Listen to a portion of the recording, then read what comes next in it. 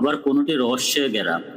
আজ আমরা চোখে দেখা বিশ্ব এই যাত্রায় ডুব দেব এমন এক মহাসাগরে, যা একই সাথে পৃথিবীর অর্থনীতির চালিকা শক্তি এবং অপার রহস্যের আধার। বলছি পৃথিবীর দ্বিতীয় বৃহত্তম মহাসাগর, আটলান্টিক বা অতলান্তিক মহাসাগরের কথা। এই রহস্যময় পৃথিবীর এক প্রান্ত থেকে অন্য প্রান্তে জানা অজানা এমন সব তথ্য জানতে আমাদের চ্যানেলটি সাবস্ক্রাইব করুন।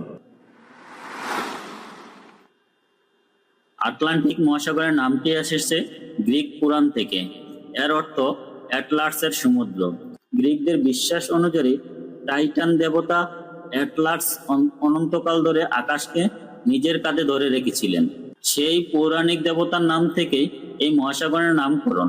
তবে সবসময় এর নাম এমন ছিল না। 19 শতকের মাঝামাঝি পর্যন্ত দক্ষিণ আটলান্টিকে বলা হতো ইথিওপিয়ান সাগর। আবার ইংরেজদের কাছে এটি পরিচিত ছিল গ্রেট ওয়েস্টার্ন ওশেন বা বিশাল পশ্চিমা মহাসাগরের নামে। আকৃতির দিক থেকে